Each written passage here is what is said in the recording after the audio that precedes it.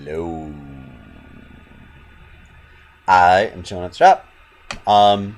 There's a couple things that we covered in the classes recently. This is for library people. This is also for any beginning students. So just so you guys know, you guys are getting the same stuff because it's that kind of important. So first thing is, I always start people with E minor and A suspended. The reason being that we need to learn to move fingers in various directions in order to make sounds. These are generally the easiest ones for everybody over the age of 7 or 8 by UPS guy.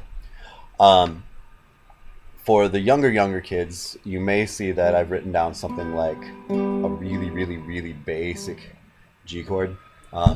For the adults, this chord's almost irrelevant, just so you know. I'm just going to do 3 strings worth. G chord for most people is going to be a many-fingered approach. But sometimes for the younger kids, it helps to have just a very simple one-finger chord for both G and C. We're picking the same strings each time. It's just the first 3 strings. Now remember, first 3 is not the direction you want it to be. It's not the first one you come to when you're looking at the guitar. It's the one that's closest to the ground. It's 1 through 6 towards you. So on the 5th string, it's middle finger. And we should have covered this in class. It does not matter in the long run what finger you use. Do it this way, okay? The reason that we're doing middle finger and 3rd finger, 2nd and 3rd, is not because it sounds different if I use different fingers. It's because we're eventually going to change that into an E major chord, and we're going to need, can I get that in there? Yes, we can. E minor, E major, E minor, E major.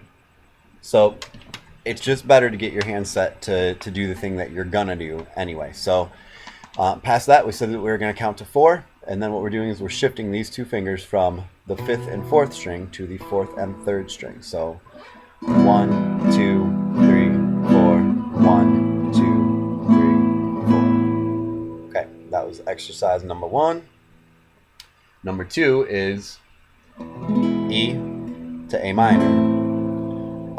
Same thing, 4 each. 1, 2, 3, 4. Now the point behind this is that all my fingers move at the same time. Crucial. This one is a little bit easier to get them to stick together. This one is tougher. In each case, I have my fingers touching. Okay, so when I move these 2, it's because I'm moving them as a unit. When I do this one, it can't touch as a fingertip here. What I do is I curl it back, but it's still touching back here. So that all I have to do is shift my hand as a whole instead of walking fingers one at a time.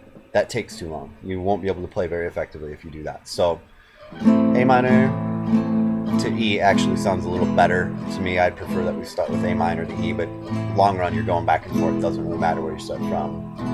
The last one, and actually probably the one that's a little bit easier than what we just did, is E to F. And it was the weird F, right? I call it the Taco Bell song.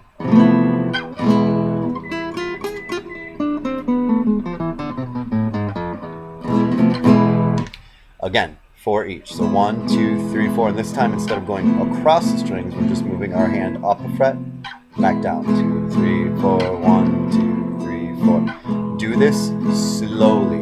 Here's what slowly means. Painfully slow. You need to have enough time to where you can move your hand and get all the fingers to where they need to be without having to stop this hand. That's the whole secret behind this. I don't care if you can only play 1 every 15 seconds. If it takes you that long to move it, as long as you keep a steady beat with this hand. That is absolutely crucial to play. So that's the basics on the chords end. More to follow.